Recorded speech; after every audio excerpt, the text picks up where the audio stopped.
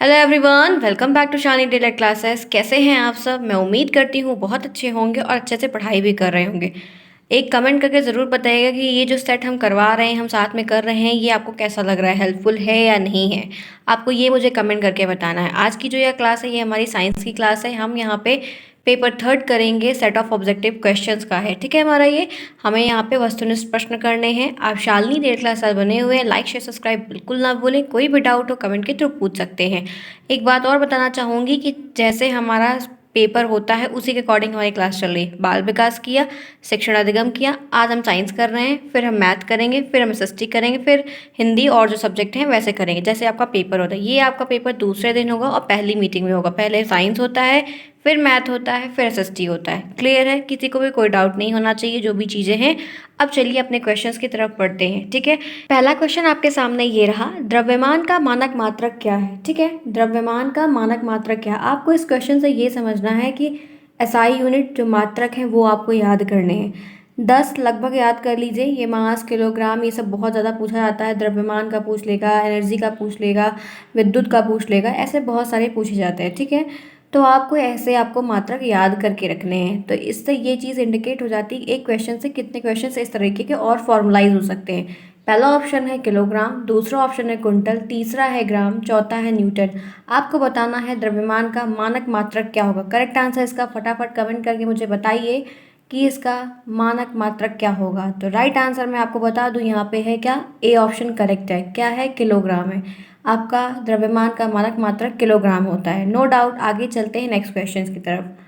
दूसरा क्वेश्चन है, उभयचर जंतु हैं। उभयचर को इंग्लिश में एम्फीबियंस कहते हैं। ठीक है, एम्फीबियंस एनिमल्स होते हैं जो पानी पे भी रहते हैं, जो पानी में भी रहते हैं और लैंड पे भी रहते हैं। दोनों जगह पे वो सर्वाइव कर पाते हैं। ऑप्शन आपको दिया है मेढक, दूसरा ऑप्शन आपको यहाँ पे मछली दिया है, तीसरा आपको चिड़िया दिया है, चौथा आपको कुत्ता दिया है। फटाफट बताइए, कमेंट करते हुए बताइए कि इसका करेक्ट आंसर क्या होगा। उभयचर जंतु। ठीक है, याद रखिएगा। आपको ऐसे शाकाहारी, मांसाहारी, उभयचर ये सब याद रखने होंगे, एग्जाम्पल्स याद रखने होंगे। समझ, ये सब बेसिक साइंस है आपके डीलेट में, एकदम बेसिक नॉर्मल साइंस है। तो बताइए इसका करेक्ट आंसर क्या होगा। उभयचर जंतु कौन है? मेढक है कि चिड़िया है कि मछली है, कुत्ता है? करेक्ट आंसर आपका यहाँ पे ए ऑप्शन है, मेढक। मेढक को यानी कि फ्रॉग, फ्रॉग को हम मेढक बोलते हैं। मेढक ऐसा होता है जो लैंड पे भी रह लेता है, सर्वाइव कर लेता है, और आपको जो है नालियों में, पानी में भी, तालाब में भी रह लेता है। ठीक है, दोनों जगह सर्वाइव कर पाता है। No doubt. आगे बढ़ते हैं, नेक्स्ट देखते हैं। जल परागण को क्या कहते हैं। आपको मैंने परागण पढ़ाया है, पॉलिनेशन। ठीक है, जल परागण को क्या कहते हैं आप बताइए। एंटोमोफिली कहते हैं, एनिमोफिली कहते हैं, हाइड्रोफिली कहते हैं, या कुछ नहीं। चार ऑप्शन में से कौन सा ऑप्शन करेक्ट है? कमेंट करते हुए मुझे बताइए कि आप जल परागण को क्या कहते हैं। ऐसे क्वेश्चंस आपको देखने को मिलेंगे। फटाफट बताइए कि वाटर पॉलिनेशन क्या कहलाता है। तो फटाफट बताइए इसका करेक्ट आंसर मैं बता दूं तो सी ऑप्शन करेक्ट है, हाइड्रोफिली। हाइड्रो से समझिएगा पानी का मतलब है। ठीक है, हाइड्रो का मतलब यहाँ पे पानी से है, तो इसलिए जल परागण को हम हाइड्रोफिली कहते हैं। No doubt. आगे बढ़ते हैं, किसी को भी कोई डाउट इस पे से नहीं होना चाहिए। एक बात और बताना चाहूँगी, ध्यान रखिएगा। ये एंटोमोफिली जो होता है ना, कीट परागण होता है। आपको मैंने पॉलिनेशन पढ़ाया है ना, सेल्फ पॉलिनेशन, क्रॉस पॉलिनेशन, उसमें ये चीज़ें आती हैं। तो एंटोमोफिली होता है जो कीटों के थ्रू होता है, जो परागण कीट करते हैं। एनिमोफिली वो होता है जो हवा से होता है, जो उड़ के, आंधी आई, तूफान आए, उड़ के एक दूसरे पे चले गए, पॉलन ग्रेन उड़ के एक दूसरे के स्टिग्मा पे चले गए, तो वो क्या हो जाता है, वो एनिमोफिली होता है। जो वाटर के थ्रू होता है वो हाइड्रोफिली, जो हवा के थ्रू होता है एनिमोफिली, जो कीटों के थ्रू होता है वो एंटोमोफिली, और एक होता है जो जंतुओं के थ्रू होता है उसको जूफिली बोलते हैं, जूफिली बोलते हैं। ठीक है, नो डाउट। आगे चलते हैं, नेक्स्ट क्वेश्चन देखते हैं।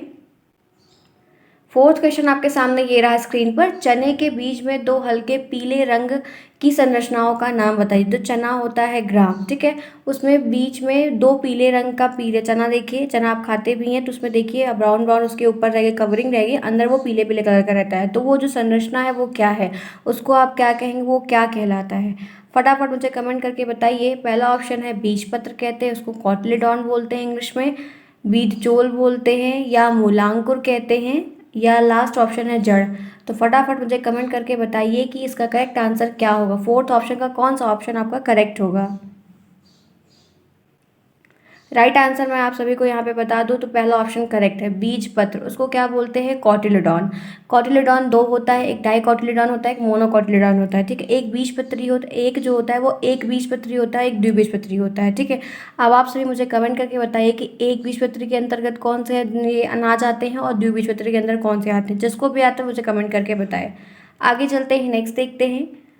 फिफ्थ क्वेश्चन आपके सामने ये रहा कि पहलवान को भार उठाने में लगने वाला बल, जो ये पहलवान होते हैं इनको, ये जो भार उठाते हैं, वेट लिफ्टिंग करते हैं, इनमें कौन सा बल ये प्रयोग करते हैं या इस्तेमाल होता है? पहला है पेशी बल, दूसरा है विद्युत बल, तीसरा है चुंबकीय बल, चौथा है नन, कोई नहीं। तो जो पहलवान होते हैं बताइए उनको सबसे ज़्यादा किस बल की ज़रूरत होती है, वो किसका इस्तेमाल करते हैं? फटाफट बताइए। इसका राइट आंसर है ए ऑप्शन करेक्ट है, पेशी बल। मसल्स वाली जो फोर्स होती है, जो मसल्स पेशी बल जो होती है वो उनके लिए उपयोग में आती है। No doubt. आगे बढ़ते हैं, नेक्स्ट देखते हैं। सिक्स क्वेश्चन आपके सामने ये रहा, घुलनशील पदार्थों को द्रव्य से पृथक करने की विधि। जो घुलनशील पदार्थ होते हैं वो द्रव्य से आप उनको कैसे अलग करेंगे? आप कोई चीज़ घोल दिए, अब उनको आपको पानी से उसमें से अलग करना है, तो आप कौन सी विधि को अपनाकर पानी से उसको अलग करेंगे? वेपराइजेशन करेंगे यानी कि वाष्पन क्रिया करेंगे, या छानेंगे, आप उसको छानेंगे, या तलछटीकरण करेंगे, या कुछ नहीं? आप कौन सा ऑप्शन प्रेफर करेंगे कि आपको घुलनशील द्रव्य में से किसी पदार्थ को पृथक करना है, अलग करना है? फटाफट बताइए कैसे आप पानी में कोई पदार्थ घोल दिए तो कर सकते हैं। तो राइट आंसर इसका ए ऑप्शन करेक्ट है, वाष्पन क्रिया, वेपोराइजेशन। इसके थ्रू आप जो है द्रव्य में कोई चीज़ घुलनशील हो गई तो वेपर करके आप उसको निकाल सकते हैं, छान सकते हैं, अलग कर सकते हैं। No doubt. आगे बढ़ते हैं, नेक्स्ट चलते हैं। सेवंथ क्वेश्चन आपके सामने ये रहा, कीट भक्षी पौधे का उदाहरण। कीट भक्षी पौधे, वो पौधा जो कीटों को खा लेता है। ए ऑप्शन है पिचर प्लांट, बी ऑप्शन है ड्रोसेरा, सी ऑप्शन है ए और बी यानी कि दोनों, और डी ऑप्शन है कोई नहीं। फटाफट कमेंट करके बताइए कि क्या आंसर होगा। कीट भक्षी पौधे ऐसे कौन से हैं जो दोनों को खा लेते हैं? तो राइट आंसर इसका यहाँ पे क्या होगा? ए ऑप्शन यहाँ पे पिचर प्लांट भी करेक्ट है, बी ऑप्शन यहाँ पे ड्रोसेरा भी करेक्ट है। जो सबसे बेस्ट इसका ऑप्शन जो करेक्ट है वो सी है। करेक्ट आंसर इसका यहाँ पे सी होगा। पिचर प्लांट और ड्रोसेरा दोनों ऐसे प्लांट होते हैं जो कीट भक्षी होते हैं, ठीक है। पिचर प्लांट भी होता है वो उसके अंदर ऐसी सुगंध होती है, ऐसी खुशबू होती है कि कीट जो होते हैं वो उसकी तरफ अट्रैक्ट होते हैं। जैसे उसमें खुशबू होगी ना, जैसे जिन फूलों में खुशबू होती है मधुमक्खी वहीं जाती है, तो उसमें खुशबू होती है और जाते हैं, और जैसे वो उनके पास में आएंगे वो अपना जो है ऊपर से उनका कवरिंग रहता है वो तुरंत बंद कर लेते हैं और वो उनके अंदर ही रह जाते हैं। तो उनको क्या कहते हैं? कीट भक्षी पौधे कहते हैं, ठीक है। No doubt. आगे बढ़ते हैं, नेक्स्ट चलते हैं। फिर यहाँ पे है एट्थ क्वेश्चन आपके सामने स्क्रीन पर ये रहा। फटाफट बताइए इसका राइट आंसर क्या होगा। कौन सा बीज एक बीजपत्री मोनोकॉट है? मोनोकॉट और डाइकॉट मैंने आपको बताया, ठीक है। अब बताइए कौन सा इसमें बीज का ऑप्शन का है जो मोनोकॉट है। मोनोकॉट यानी कि सिंगल, डाइकॉट यानी कि दो। ए ऑप्शन है चना, बी ऑप्शन है मटर, सी ऑप्शन है सरसों, डी ऑप्शन है दाल। फटाफट कमेंट करते हुए बताइए कि इसका राइट आंसर क्या होगा। यहाँ पे एट्थ का क्या होगा राइट आंसर? फटाफट बताइए कौन सा करेक्ट होगा जो मोनोकॉट होगा। एट्थ का राइट आंसर है सरसों, सी ऑप्शन करेक्ट है। सरसों जो है वो मोनोकॉट बीज होता है। चने में दो आपको देखने को मिलेगा, ठीक है, तो जुड़ा हुआ दो ठो रहेगा। मटर में भी आपको दो मिलेगा, दाल में भी आपको कोई भी दाल होगी दो होगी, लेकिन सरसों ही एक ऐसा है बीज जो मोनोकॉट है, एक बीजपत्री है। No doubt. आगे बढ़ते हैं, नेक्स्ट चलते हैं। नाइन्थ क्वेश्चन स्क्रीन पर ये रहा। फटाफट बताइए इसका राइट आंसर क्या होगा। द्वितीयक केंद्रक निषेचित होकर बनता है। द्वितीय केंद्रक निषेचित होकर बनता है। किससे बनता है? बीज से बनता है, फल से बनता है, भ्रूण से बनता है, या भ्रूणपोष से बनता है? आपको यहाँ पे क्या पूछ रहा है कि द्वितीयक केंद्रक निषेचित होकर बनता है, किससे बनता है? फटाफट बताइए इसका राइट आंसर क्या होगा कि द्वितीयक केंद्रक किससे निषेचित होकर बनता है? क्या वो बीज से बनता है, क्या वो भ्रूण से बनता है, या भ्रूणपोष से बनता है, या फल से बनता है? राइट आंसर इसका मैं यहाँ पर बता दूँ तो डी ऑप्शन करेक्ट है, भ्रूणपोष से बनता है, ठीक है। द्वितीयक केंद्रक निषेचित होकर भ्रूणपोष से बनता है। किससे फॉर्मलाइज होता है? भ्रूणपोष से। No doubt. आगे चलते हैं, नेक्स्ट देखते हैं। आपको पॉलिनेशन से और जो पौधों का जननन होता है उससे बहुत प्रश्न आता है। मूलांकुर क्या है, मूल क्या है, तना क्या है, बहुत सारी चीज़ें आती, ध्यान रखिए। बायो का सेक्शन लगभग देखा गया है तो ज़्यादा पूछा गया है।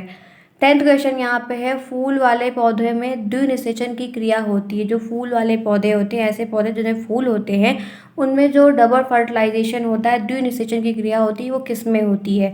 बीजांड में होती है, मूल में होती है, फल में होती है, या किसी में नहीं? फटाफट बताइए इसका करेक्ट और राइट आंसर क्या होगा। 10th का राइट आंसर मैं आपको बता दूँ तो इसका करेक्ट आंसर यहाँ पर क्या है? बीजांड में। ए ऑप्शन इसका करेक्ट है, बीजांड में। द्विनिषेचन की जो क्रिया है, डबल फर्टिलाइजेशन का जो प्रोसेस है, वो बीजांड में होता है। कहाँ पे होता है? बीजांड में। नो डाउट, आगे चलते हैं, नेक्स्ट देखते हैं।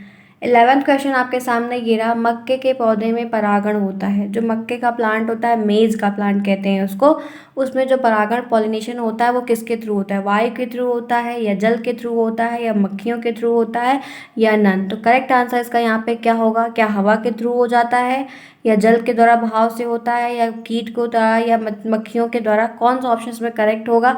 11 का करेक्ट आंसर यहाँ पे मैं आपको बता दूँ तो ए ऑप्शन करेक्ट है। एनिमोफिली आपको मैंने बताया था ना, जो हवाओं के द्वारा होता है। तो मक्के के पौधे में जो पॉलिनेशन है, परागण की जो क्रिया होती है, वो वायु के द्वारा होती है। ठीक है, नो डाउट, आगे बढ़ते नेक्स्ट चलते। किसी को भी कोई भी डाउट हो कमेंट के थ्रू मुझसे पूछ सकता है। आगे बढ़ते नेक्स्ट देखते हैं। 12th क्वेश्चन आपके सामने ये रहा, न्यूटन का गति संबंधी कौन सा नियम क्रिया प्रतिक्रिया का नियम है? न्यूटन के 3 नियम हैं। अब आपको यह बताना है कि ऐसा कौन सा वह नियम है जो क्रिया प्रतिक्रिया का नियम है। ठीक है, फटाफट बताइए कमेंट करके। तीसरा नियम है, दूसरा नियम है, या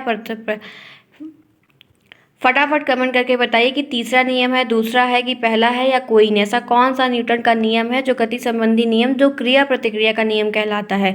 तो करेक्ट आंसर मैं 12th का आपको बता दूं तो वो यहाँ पे क्या है? तीसरा नियम है, थर्ड लॉ ऑफ न्यूटन। ठीक है, ये जो है आपका क्रिया प्रतिक्रिया का नियम है, इसको हम थर्ड लॉ ऑफ न्यूटन कहते हैं। नो डाउट, आगे बढ़ते ही नेक्स्ट चलते हैं। 13 क्वेश्चन आपके सामने ये रहा, वायु है। एयर क्या है? एयर आप जान रहे हैं, एयर क्या है? तो आपको फटाफट बताना है इसका करेक्ट आंसर क्या होगा। एक शुद्ध पदार्थ है, एक समांगी मिश्रण है, या विषमांगी मिश्रण है, या नन? कुछ नहीं है। तो आपको बताइए, वायु जो आप जान रहे हैं, देख रहे हैं, एयर क्या है? एक शुद्ध पदार्थ है। आपको बताना है एयर क्या है। तो बताइए एयर क्या है? शुद्ध पदार्थ है, कि समांगी मिश्रण है, कि विषमांगी मिश्रण है, क्या है? आपको मुझे इसको करेक्ट बताना है। इसका राइट आंसर क्या होगा? 13 का राइट आंसर यहाँ पे है बी ऑप्शन करेक्ट है। ये एक समांगी मिश्रण है। समांगी को इंग्लिश में होमोजेनस बोलते हैं। ये क्या है? एक समांगी मिश्रण है। एयर क्या है? वो एक होमोजेनस मिक्सचर है। नो डाउट, आगे बढ़ते हैं, नेक्स्ट चलते हैं। फटाफट कमेंट करके बताइएगा कि किसके कितने क्वेश्चन सही हुए हैं, किसकी कितनी तैयारी हुई है। मुझे सभी का कमेंट चाहिए कि आपके टोटल कितने क्वेश्चन सही हुए हैं। ठीक है, इससे आपकी प्रिपरेशन अच्छी होती रहेगी। ऐसे ही प्रश्न आएंगे, इससे बाहर कुछ नहीं आएगा। 14 क्वेश्चन आपके सामने ये रहा कि समांगी मिश्रण है। होमोजेनस मिक्सचर और हेट्रोजेनस मिक्सचर दो होते हैं। समांगी मिश्रण होता है और विषमांगी मिश्रण होता है। ठीक है, अब समांगी मिश्रण होमोजेनस मिक्सचर है। तो अब आपको ऑप्शन में बताया है, अब आपको ऑप्शन दिया है पानी और बालू, पानी और चीनी, पानी और मिट्टी का तेल, और पानी और शहद। तो आपको बताना है करेक्ट आंसर क्या होगा। ऐसा कौन सा सॉल्यूशन है, ऐसा कौन सा मिक्सचर है जो होमोजेनस है, जो समांगी मिश्रण है? फटाफट बताइए 14 का करेक्ट आंसर क्या होगा।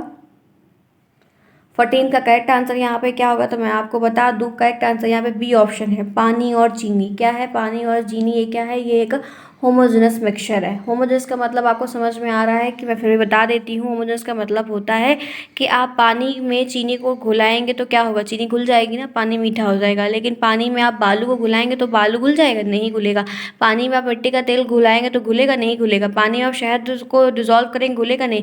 लेकिन चीनी क्या होती है? चीनी और नमक ये सब क्या होते हैं? पानी में डिजोल्व हो जाते हैं। तो ये एक मिक्सचर बन जाते हैं, होमोजेनस मिक्सचर बन जाते हैं। ठीक है, वो उसमें घुलनशील हो जाते हैं। जो चीज़ें नहीं घुलती है वो विषमांगी होती हैं, वो हेट्रोजेनस मिक्सचर कहलाती हैं।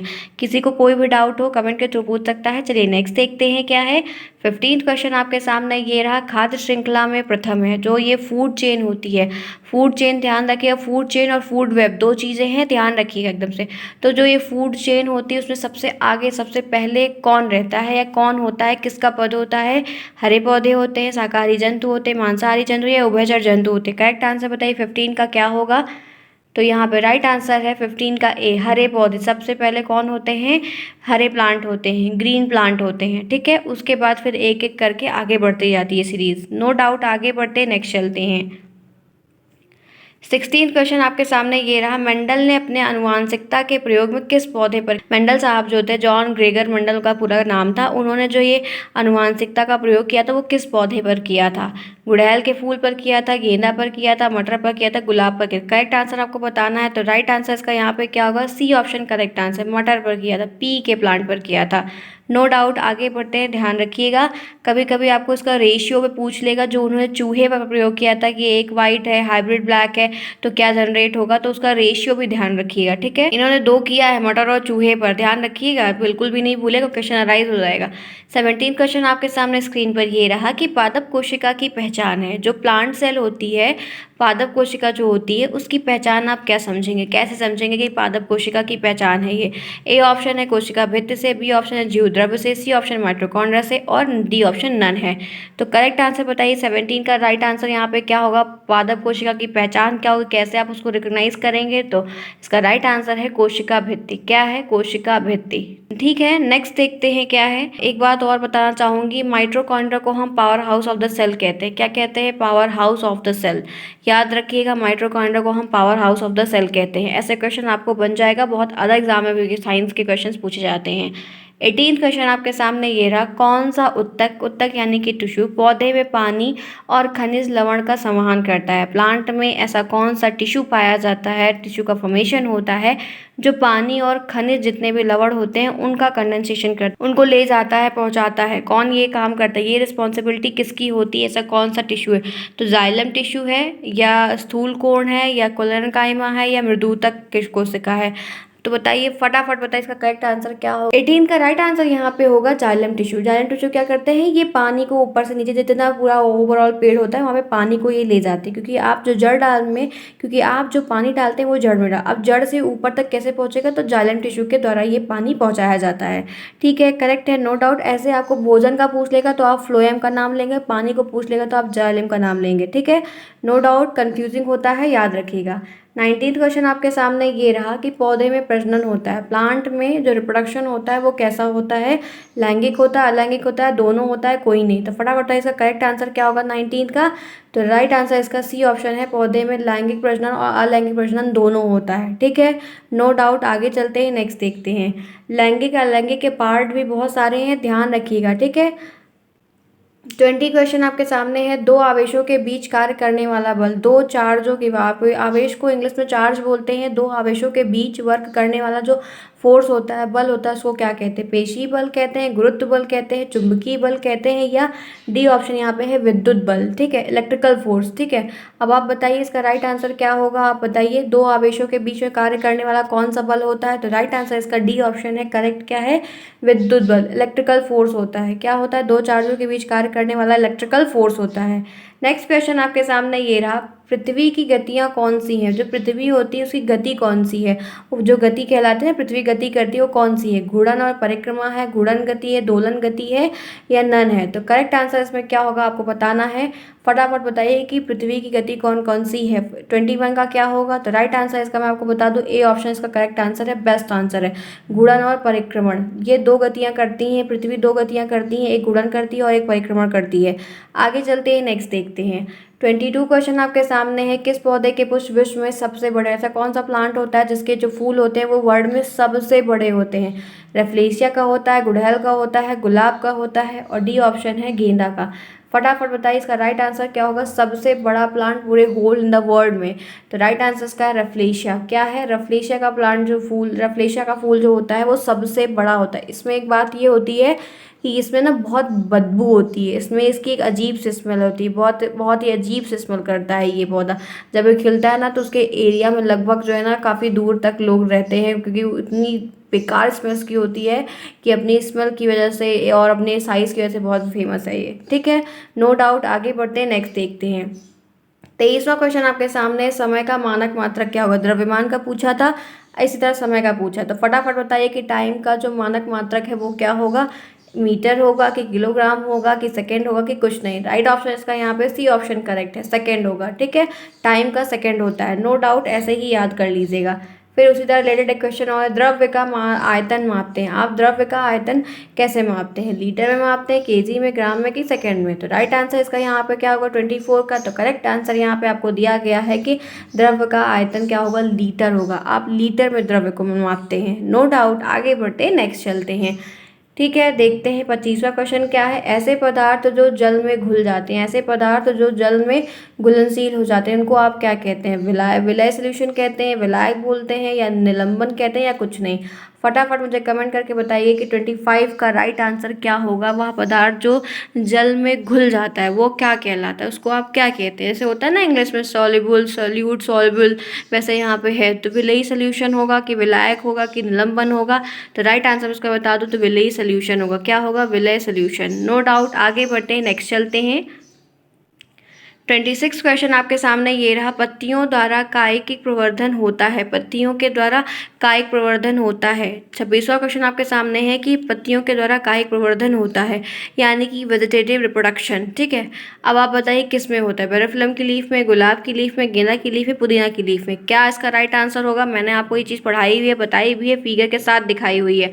तो राइट आंसर इसका होगा बेरोफिलम प्लांट। एक बात और बताना चाहूँगी, ये आपकी जो ये एक बेरोफिलम लीफ होती है ना, इसका आपको डायग्राम बनाने को आ जाएगा। ध्यान रखिएगा, फूल का आपको डायग्राम बनाने को आ जाएगा, उसके पार्ट बताने को, उसमें जो होते हैं स्टेमन, पुंकेसर वगैरह वगैरह जो भी चीज़ें होती हैं, वो सब कुछ आपको जो है नाम सही बताने को आ जाएगा। ऐसे आपको या तो आपको सरसों का बनाने को मिल जाएगा, या तो आपको जड़ के दोनों बनाने को मिल जाएंगे। ध्यान रखिएगा, ऐसे क्वेश्चंस आपको पूछेंगे। डायग्राम बनाने को भी साइंस में आता है, नो डाउट। आगे चलते हैं, नेक्स्ट देखते हैं।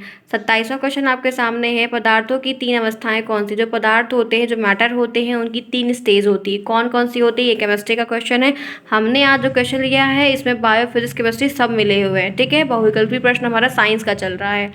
फटाफट बताइए इसका राइट आंसर क्या होगा? सॉलिड, लिक्विड, गैस होगा कि जागृत होगा? सी ऑप्शन स्वप्न होगा या सुषुप्ति होगी? कौन सी अवस्था होती है पदार्थ की? तो राइट आंसर इसका आप यहाँ पे देख सकते हैं, एक ही है जो बेस्ट है, सॉलिड, लिक्विड, गैस। ठीक है, solid, liquid, gas, no doubt. आगे चलते हैं, नेक्स्ट देखते हैं।